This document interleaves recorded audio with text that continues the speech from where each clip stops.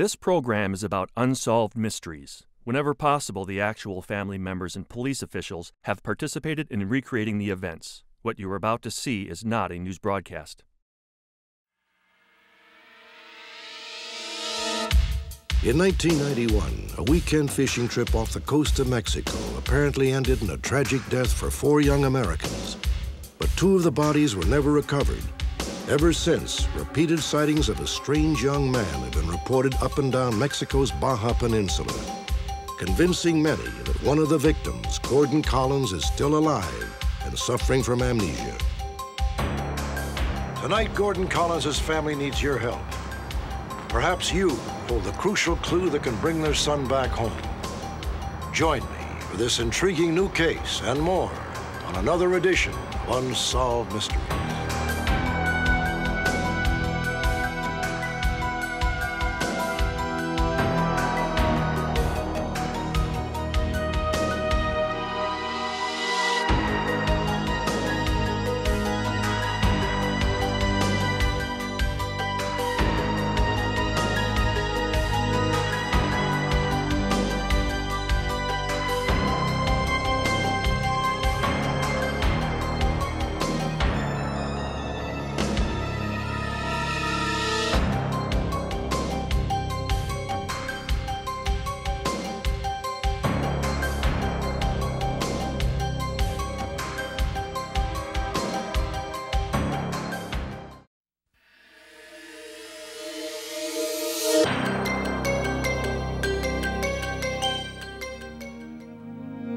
In the 1940s and 50s, a mysterious and terrifying epidemic swept the United States: polio.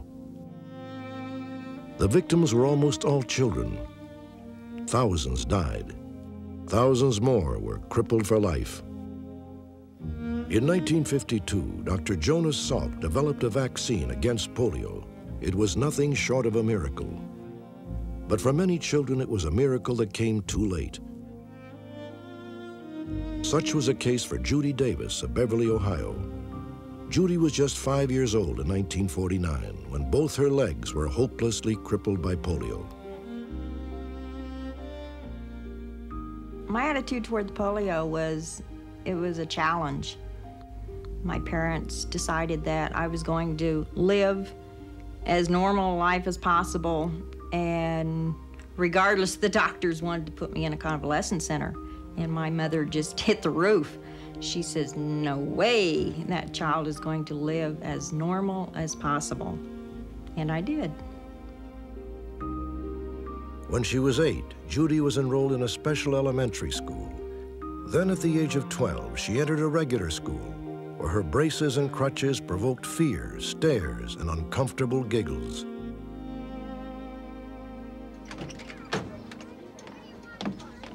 September 1956, the first day of junior high for Judy Davis. Here, Judy would be the only handicapped student.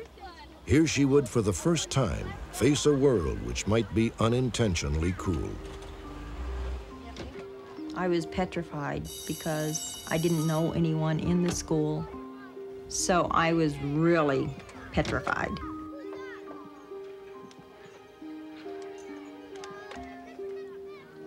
Oh, my father, he was the type of person who encouraged me to do things for myself, and he kind of instilled in me that there was nothing I couldn't do as long as I tried. Daddy, I want to do it myself. Okay, honey.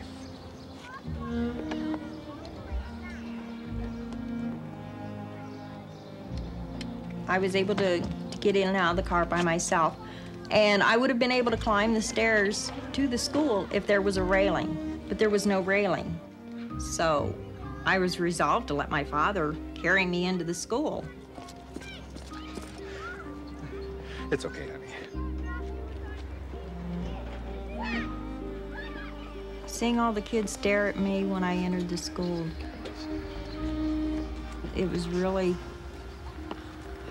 an awkward feeling because it was something new for me, and I'd never had that before. My father carried me up the steps and sat me down at the top of the stairs, and this girl comes over and she says, Hi, I'm Becky. Can I help? Thanks. What homeroom are you in? The letter said 102. That's the same one I'm in. It's Mr. Hawkins. He's pretty good. Come on, I'll show you. Okay. Bye, Daddy. Bye, honey. Judy had made a real friend. In the weeks that followed, she and Becky Terry would become inseparable. Becky was a very warm person. Very warm, very outgoing. I mean, she had to be to be so open with me the first day of school. 1, 2, 3. But the other kids in the school, it was like I was an alien from outer space. And I felt that way, except when Becky was around. I know it's my favorite subject. Around Becky, I felt like everything was possible. She made me feel like there was no braces, there was no crutches, that I was just like her. All through 7th grade, the girls' friendship grew. In 8th grade, Becky and Judy even took to coordinating their wardrobes. They were often mistaken for sisters, and in fact, no sisters could have been closer. Becky and I talked about music, we talked about boys, we talked about marriage, we talked about everything under the sun. But Judy and Becky's favorite subject was definitely boys. At the junior high, serialized horror movies were shown each day at noon. Before long, a boy began sitting next to Becky. All of a sudden, he wasn't just sitting there, he was holding Becky's hand. Knowing Becky had a boyfriend was, I don't know, it was kind of sad for me because she had a boyfriend and I didn't have a boyfriend. So I felt kind of left out. Becky's boyfriend was David Major, a fellow 7th grader. But Judy was so shy that she couldn't bring herself to talk to David or to any other boy. Judy, I can't help you tote your books. Why? Miss Ethel Well, said- one day Becky had a big load of books and she wasn't able to carry my books on top of her books. I'll be fine. Are you sure? I mean, get David or one of those other boys to help you. They're right there. Can us boys? Yes, you can if it means you might fall. I'll be fine. Are you sure? I'm sure. I was so shy, I would rather have died than to ask a boy for help. I was very shy at that age, especially around boys. So here I was trying to carry maybe 3 or 4 books, plus pencils, and a notebook, and they fell all over the floor. Oh, here, let's help you with that. I had a class with David, so I knew who David was even before Becky and he became involved. And shortly after Becky and David became an item, they broke up. And Becky decided she liked this boy named Gordon, and evidently he liked her because they started holding hands in the movies. And David started holding my hand in the movies. So I was really thrilled about that. It was real exciting because now we both had boyfriends. A few months later, Becky came to Judy's house in a somber mood. The girls had been through everything 2 friends could experience, except separation.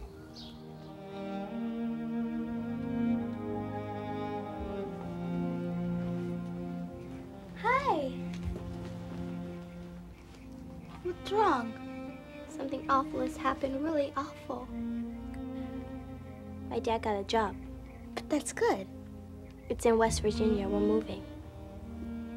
Moving? We're moving tomorrow. He says he can't wait. Tomorrow? No. No. No. No. It'll be all right. It'll be okay. No, I won't be. I won't be. No. I was brokenhearted when Becky told me she was leaving. Becky's friendship to me meant that I was able to be accepted by the other students in the school, and it made me feel like I was more like everyone else, and that there was no difference between us. And at the age of 12, that meant a lot, and it still means a lot. Becky and Judy wrote to each other for several years, and Becky even came back to visit once. But eventually, they lost touch. In 1960, Judy's condition deteriorated and she was confined to a wheelchair. Nevertheless, Judy went on to marry and have 4 children. She also became an outspoken advocate for the rights of the disabled. In 1979, Judy divorced and later moved to Tucson, Arizona. Through it all, her friendship with Becky has been an inspiration. I would really like to find Becky. I'd kind of like to tell her how much she meant to me as a friend, and I'd like to get that friendship back if it's possible.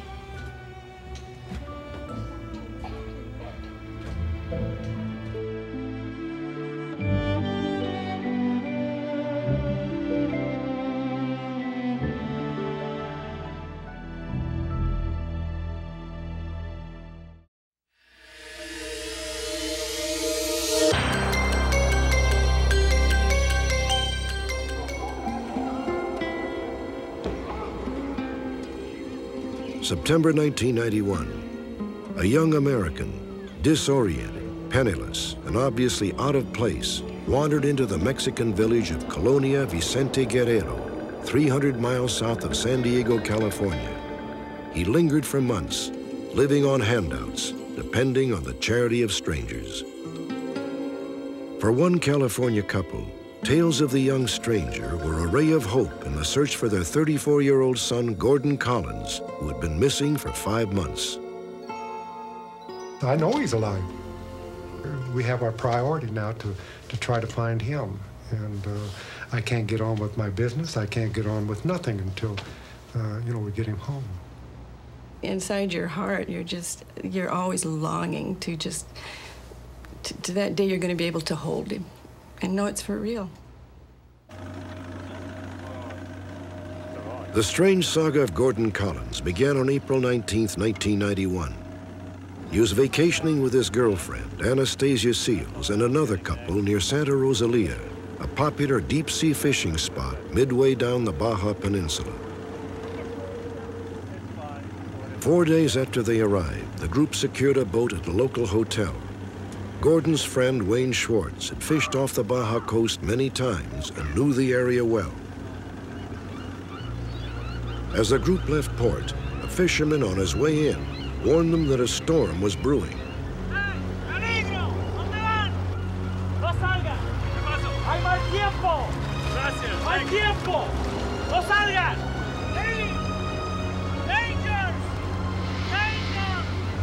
The fisherman's warnings apparently went unheeded.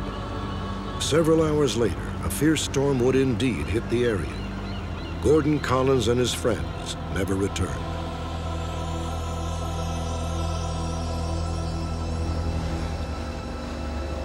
The next day, a hotel employee was sent out to search for them.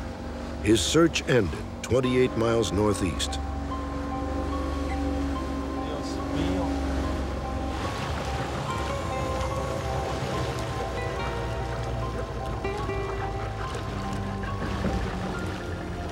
Wayne Schwartz and Gordon's girlfriend, Anastasia Seals, were dead.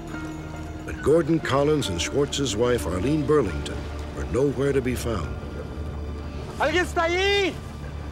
The bodies and all the paraphernalia out of the boat was all within 1 square mile of each other. Because I talked to the fellow that fished the bodies out. And we say, well, hey, where's the other 2 jackets? Where's the other 2 people? For 3 days, the United States Coast Guard searched a 250-mile area of the Sea of Cortez on the Baja shoreline. Finally, they suspended the search, pending further evidence. Scott, you got anything on the website? It seemed obvious that Gordon Collins and Arlene Burlington had perished. the U.S. consulate in Mexico asked Gordon and Eileen's parents to sign death certificates. However, reports that Gordon was still alive had already begun to filter across the border. His parents came to believe that he'd been picked up by a fishing boat and brought ashore. They were certain that Gordon was suffering from amnesia and was unable to find his way home. John and Mary Lou Collins traveled from Moreno Valley, California to the area where the two bodies had been recovered. They combed Santa Rosalia, desperately hoping for a clue to Gordon's whereabouts. We got flyers made up, and so we were spreading them all out when two Mexican fishermen come running up to us and kept pointing to the flyer. He said they seen a guy come out of the water. He just had shorts and he was all cut up, waiting there trying to get on a bus there at the bus station. I was very excited. Things started fitting together because this is where the accident happened. They found the bodies just a mile and a half off of this shore. It's got to be Goldie. Pause. Around the same time, Gordon was also sighted on a nearby beach by a man named Jose Peralta. You have your blanket? Okay.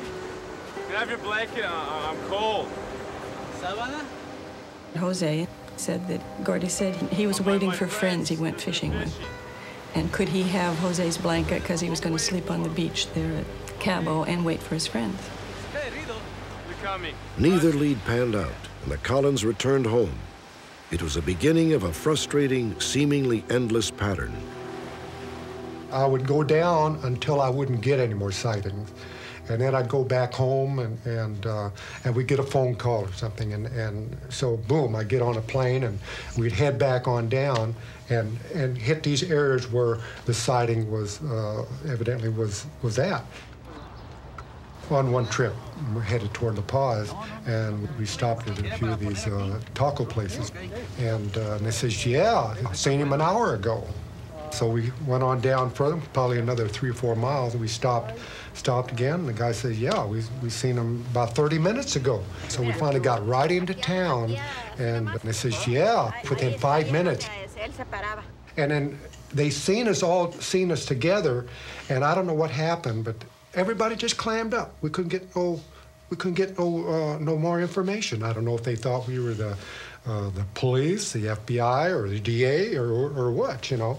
And we couldn't get no more information, and bam, it just stopped. Over the next 3 months, Gordon Collins was spotted at least 50 times in 7 different locations, all in the area of La Paz and Cabo San Lucas at the southern end of the Baja Peninsula. It almost seemed that Gordon Collins had wanted to disappear and might be hiding out. But Gordon had called his parents the day he left for Mexico so they would know where he was. John and Mary Lou Collins are adamant that Gordon would never desert his 10-year-old son Christopher and cause his family such pain and suffering. I believe he can't remember what happened and cannot make the choice to return home because he doesn't know where, home is. And you can't leave your child wandering around in a country aimlessly.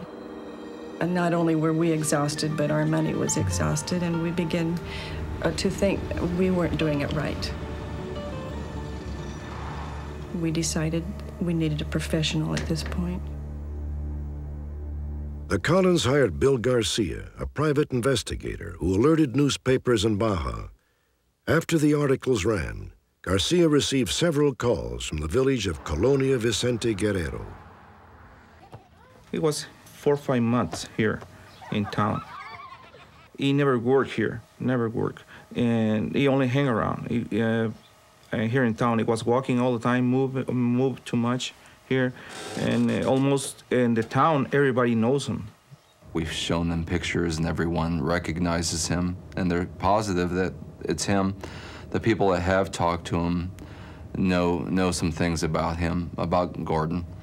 And feel confident that he is there, or was there. According to Amador, Gordon was eventually arrested for stealing food. The local sheriff, or delegado, brought in James Hatfield, an American living in the village, to translate. Hello, my name's James. What's yours?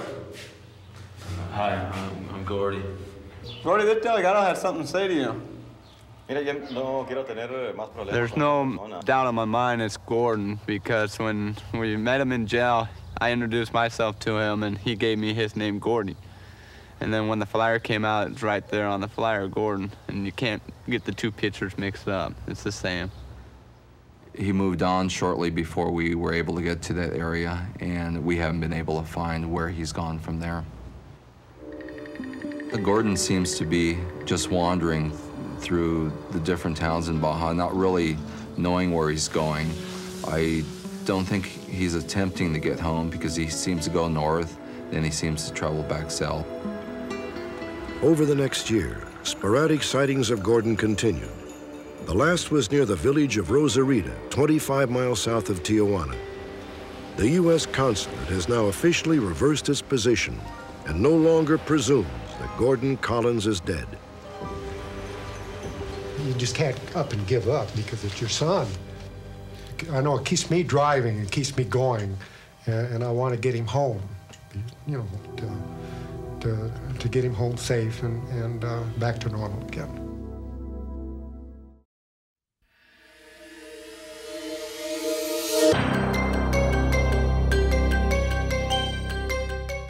Recently, we featured the story of W.B. Mac McDonald, a self-made millionaire who was searching for his heir, a child whom Mac had seen but once, 43 years ago. Mac's story began in 1948 in Pomona, California. That summer, he fell in love with a 16-year-old girl named Mary Helen CARR. But their courtship was cut short by Mary Helen's mother. She threatened to have Mac arrested if the romance continued. My whole life was revolving around her. It upset me, you know, because I was in love with a girl and we were planning on a future together. And here were these tremendous stumbling blocks being thrown out into the path. Mac moved to Houston, Texas. 3 weeks later, Mary Helen ran away from home and joined him. Got a new neighbor. You did? Posing as husband and wife, the young lovers moved in together. But their happiness was short-lived. Hello? Just a minute. For you. Who is it? I don't know. A friend tipped off Mac that the police were on the way to the apartment. Mary Helen's mother had made good on her threats. Authorities carried warrants charging Mac with statutory rape and illegally living with a minor. That's fine. I'll call you. Mac made his escape with no time to spare. I was devastated again. They jerked her back to California. And I had no way of contacting her again. A year later, Mac returned to California and was shocked to learn that he was a father. He visited Mary Helen and met his child for the first and only time. But fearing that authorities were still looking for him, Mac fled after only 5 minutes. He never even learned if the baby was a boy or a girl. Now a wealthy businessman, Mac wants to find the child he left behind 43 years ago. I feel that the youngster's entitled to my estate, and I'd want that youngster to know that I love them, and I want them to have the best. The night of our broadcast, Mac McDonald learned that he had a daughter named Sherry. The long-awaited news came from a viewer in Dallas, Texas, Mary Helen CARR, Sherry's mother. Unlike many of the reunions we have featured, the end of this search evoked decidedly mixed emotions. For Mac, for Mary Helen, and especially for their daughter Sherry, who'd been raised by a loving and caring stepfather. I'm 43 years old and pretty well set in my life and everything, and I didn't know what to think. You know, I'm very happily married and have 2 great kids, and you know, and we just are a normal American family, and this was quite a shock to everyone. 1 week after our broadcast, Mac McDonald arrived at Sherry's home in Denver, Colorado. For Mac, the reunion would bring a bittersweet and at times unsettling reconciliation with the past. Hello. Come on in. Yes, hi, Mac.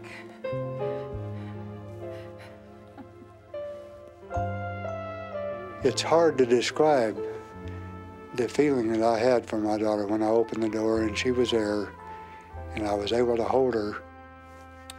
Sit down. I want to sit down and hold you.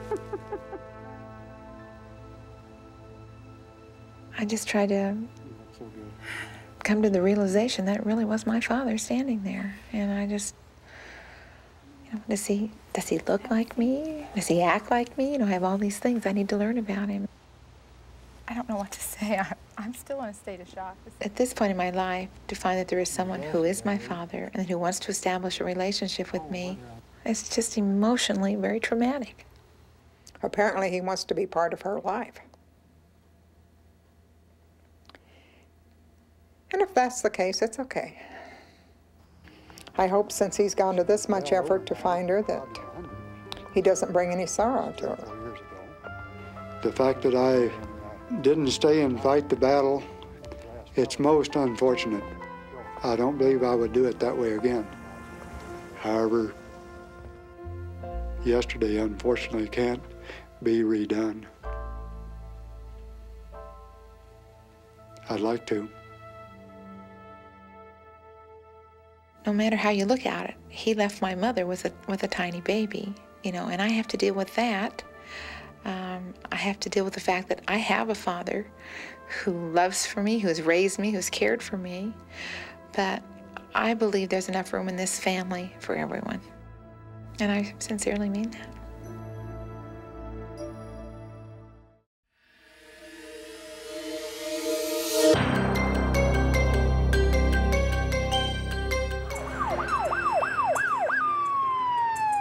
On the afternoon of March 11th, 1992, paramedics were dispatched to an emergency at a toy store in Redwood City, California. Inside, sprawled on a table in the employee's lunchroom, was 23-year-old Gilbert Ortiz. He was sweating profusely and experiencing severe convulsions. Cramps in the stomach? Gilbert, what did you drink? Did you drink or eat something? Shake. What's in the shake, Gilbert? Gilbert managed to tell the medics that he'd become ill after drinking a high-protein amino acid milkshake, commonly used by bodybuilders to help them bulk up and strengthen muscle. Gilbert, where did you get the shake from? Friend. A friend? And how long ago did you drink this, Gilbert? Gilbert began to slip in and out of consciousness. His wife was contacted, and paramedics rushed him to nearby Sequoia Hospital. Is that the shake right there? Doctors in the emergency room were baffled by Gilbert's condition. They examined the plastic bottle which had contained the shake and set it aside so the contents could be tested later. Within moments, Gilbert's wife Elizabeth arrived in the emergency room. Doctors hoped that she could provide an explanation for Gilbert's sudden, mysterious illness.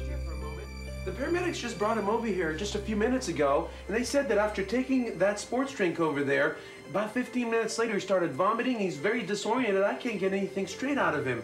Have you ever seen that bottle? No, never. I've never seen it. No. You know what we're thinking? We're thinking he might have had an overdose of drugs, maybe some street drugs or maybe something else. Gilbert doesn't do drugs. Are you sure No, now? I'm serious. Gilbert Okay. doesn't do drugs. By 10 o'clock that evening, Gilbert had developed pneumonia and his kidneys had failed. He was admitted to the intensive care unit. He would later suffer cardiac arrest and slip into a coma. As his life hung in the balance, doctors worked feverishly to determine what had caused him to become so violently ill. Sometime that afternoon, the plastic milkshake bottle, similar to this one, mysteriously disappeared. It was a first in a series of bizarre incidents that would lead authorities to believe that Gilbert Ortiz had been poisoned by someone he thought he could trust. In 1987, Gilbert was serving in the Army when he met Elizabeth Fuentes. They married 3 years later, shortly after the birth of their son, Jonathan. Gilbert took an entry-level position in the toy store in Redwood City, but he and Elizabeth frequently fought over money. In March of 1992, Gilbert received a promotion and the future suddenly seemed brighter. Less than a week later, Gilbert was in the hospital, fighting for his life. Gilbert's mother and sister soon joined Elizabeth at the hospital. They said that while they were in the waiting room, Elizabeth received a strange phone call which seemed to upset her. Yes, yes. Okay, bye. She got nervous when she came back from that phone call. I don't know why, I don't know what they told her. I'm gonna go home and I think I should check on Jonathan. And I need to get something to eat too. And so she decided that she was gonna go see Jonathan, that she was concerned about Jonathan for some reason. And she was gonna go to Gilbert's work because she knew the combination for the locker, and she was gonna go see if she could find anything because Gilbert wasn't getting any better. He's got Jonathan, that man has Jonathan. Elizabeth, what's going on? And about 2 hours later, she came back. She was hysterical. And she kept saying, somebody has Jonathan, this guy has Jonathan, somebody has Jonathan. What happened? That man outside has Jonathan. What man? That man outside in the parking lot. He said he was gonna hurt Jonathan. Wait, he has Jonathan outside? No, no, the man said he was gonna kidnap him. Wait a minute, I thought Jonathan was with your mother. And so I was like, wait, your mom has Jonathan. Kidnap Jonathan. I'm gonna call your mom. And I went and I called her mom, and her mom, I asked her, is Jonathan there? And then she's all like, yeah, he's right here. I'm like, why? I'm like, because Elizabeth just said that some guy had him. While Brenda was on the phone, Elizabeth blurted out a disjointed, frightening story. She said she had been approached by a small boy in the hospital parking lot, who then directed her to a masked man in a parked car. Did you know him? No, he was wearing a mask. I couldn't see. What kind of mask? I don't know. It just covered his face. Couldn't see his face. What did you do? What did he say? He said that he knew what had happened to Gilbert and that Gilbert had drank the wrong stuff. What? The stuff in the bag. He said Gilbert drank the stuff in the bag? Inside the paper bag was a bottle of liquid insecticide. I'm calling the police. No, don't call the police. He said if you call the police, he was going to hurt Jonathan. I'm calling the police. The ICU nurse immediately made 2 phone calls, one to the National Poison Control Center and the other to the Redwood City Police. This is Sequoia Hospital. I have a poisoning to report. I need to speak to an officer. I don't know. I didn't see it after the paramedics. 5 days later, Elizabeth was questioned about the mysterious masked man she said had handed her the insecticide. So tell me about the little boy that ran after you. Well, when I was in my car, I turned on my car and I was... For about the first hour of the interview, she maintained the story that she had given the officers and the nurses at the scene, stating that the man with the mask and a little boy, and she told me that she thought it was definitely a strange story, but it was the truth. Elizabeth, if what you're telling us is the truth, how would this guy have known that Gilbert drank this thing? How should I know? Well, how would the little boy know? I don't know. I don't know. I've never seen any of these people before in my life. Your story doesn't make sense. I still couldn't believe what she was telling me, and so my partner and I started to jam her by, telling her certain things to see how she would react, like we knew more than we actually did. And that man gave me the bottle. There was a witness in the parking lot. He didn't see a man with a mask, and he didn't see a little boy. All he saw was you. There was no masked man, and there was no little boy. Okay, all right, okay. I made that part up. Why? Because the doctor, he said that whatever Gilbert drank was in the house, okay? And so I went, he asked me if I had any insecticides, and I looked, I searched in the house, and that's when I found the bottle. Well, why did you make the story up about the man with the mask and the little boy? Because I was scared. I didn't know if Gilbert had done this to himself on purpose. She told me that maybe he was trying to hurt himself, and so I asked her, you mean you think he was trying to take his own life? And she said, yeah, maybe he was depressed, and I didn't want him to get in trouble. Elizabeth, would you be willing to take a lie detector test? Look, I have a job interview, okay? So I gotta go. What about the lie detector test? Okay, when? Later this afternoon, after your interview. Okay, I'll be back. Elizabeth never returned to the police station. The next morning, Detective Anderson reached her at her mother's house in San Francisco, 20 minutes from Redwood City. This time, Elizabeth refused to come in. Talk to your lawyer about it, please, and give me a call back. Gilbert, I'm going to ask you. 11 days later, Gilbert regained consciousness and police suspicions were finally confirmed. Gilbert had apparently been poisoned by his own wife. Elizabeth, she was working for some people, and she called me about 12 or so and told me she wanted to have lunch with me. Gilbert explained that Elizabeth had told him about a co-worker's son who had bulked up by drinking amino acid milkshakes. You know, I lift weights and all, but I could never get big, and that's the kind of guy she likes. Do you know this guy? No. Some guy she worked for. So she mixed something up and brought it for you to drink? No, the guy mixed it up, gave it to her. She came to my work lunchtime and dropped it off. Gilbert said Elizabeth met him around 2 p.m. in the toy store parking lot. Hey, hi. The shake was already mixed in a plastic sports bottle. And here's your shake. He told me to tell you to drink it before you eat anything. It smells like chocolate. What did he say was in it? Amino acids. They're supposed to make me stronger? Yeah. This guy is real big. He's real buffed. And he said it might taste a little nasty, but it's okay. It's supposed to. Well, actually, I didn't open it until I got inside. It looked like a real shake. I mean, like a real chocolate shake. That's what it looked like. So I kind of tried it, right? And then when I tried it, it sort of like burned my throat a little bit. And I said, maybe that's the way it's supposed to taste. I don't know. I don't know if it was supposed to be sour or, I don't know, spicy. Because it was spicy, but I thought that's the way it was. And I kept drinking it and drinking it, but I didn't touch the food at all. And then pretty close, I almost finished the bottle. And then I started feeling really hot, and my throat's really burning, and I was all shaky. And then I felt like getting sick. Then I passed out. Then I was in the emergency room. Well, Gilbert, what I'd like to do... Police obtained a search warrant to see if they could trace the poison or the plastic bottle to Elizabeth. But when they arrived at the Ortiz apartment, they made a startling discovery.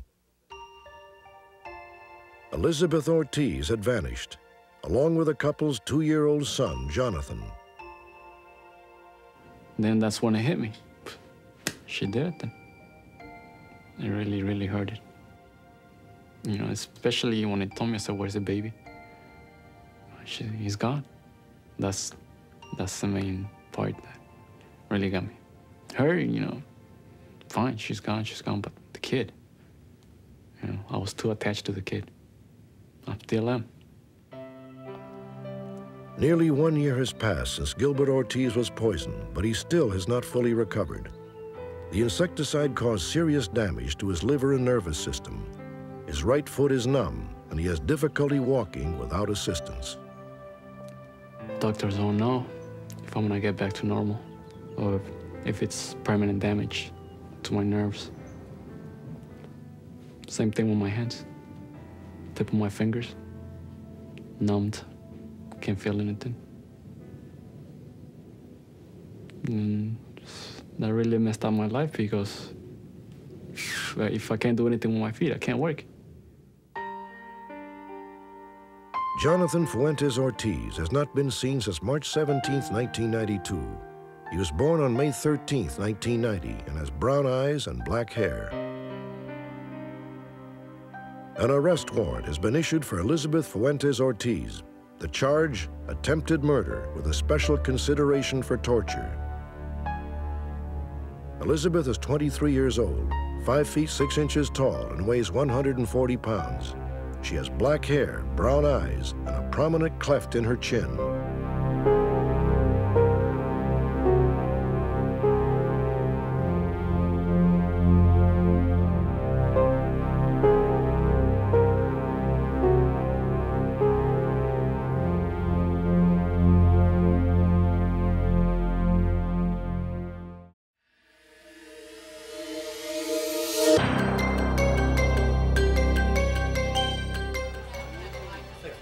On a previous broadcast, we featured the agonizing story of a young Englishwoman, Delia Fazzani.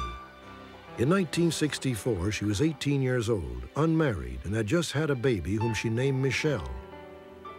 At her father's insistence, Delia was staying at a convent until the baby was adopted. 2 weeks after the baby was born, Delia's parents visited the convent. Delia hoped once her father saw Michelle, he would relent, but he wouldn't even look at his granddaughter. In the end, Delia had no choice but to give up her daughter for adoption. You've only got 30 minutes to say goodbye. What you try to do is look at her face to burn the impression into your mind, and so you feel the shawl, and maybe because it's wool, but you're feeling her body because that was the last time you're going to see her, and that was it. I can't explain it. One minute I had a baby, next minute it was gone.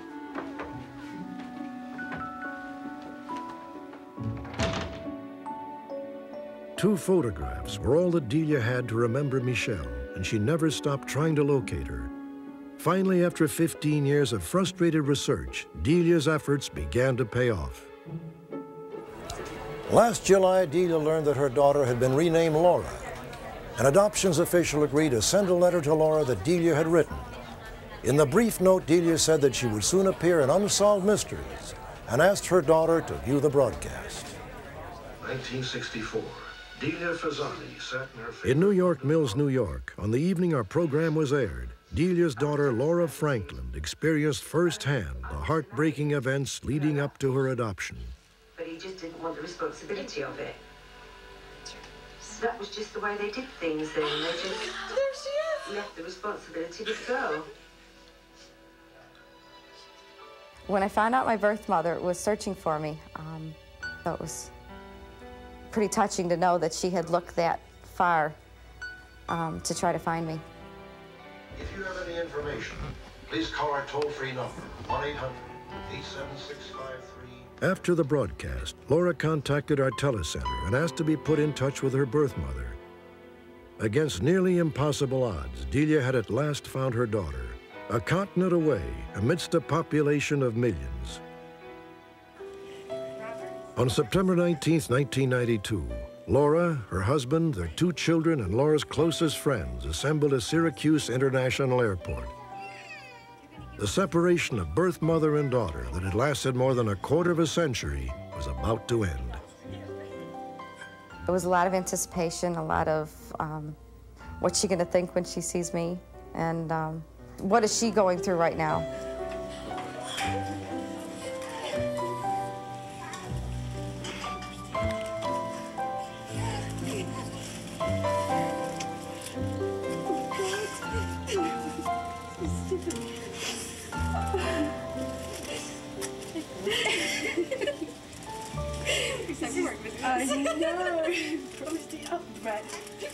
She was everything and more that I'd expected. Absolutely everything. She's a beautiful girl. Proud of her. Before Laura's adoptive mother died in 1989, she had shared all she knew of Laura's background. Delia and Laura could now fill in the remaining gaps in nearly 30 years of family history. Finding my birth mother now, I don't think it's really changed my life as much as it has probably enhanced it, because now I can find out some about my past and my history and things that I never thought that I would ever find out about. I can't replace her mother, but I'd like to think that I could be pretty close. The September reunion is only a beginning. At Christmas, Laura and her family plan to travel to England, where they will spend time with Delia and the many relatives looking forward to meeting them for the first time.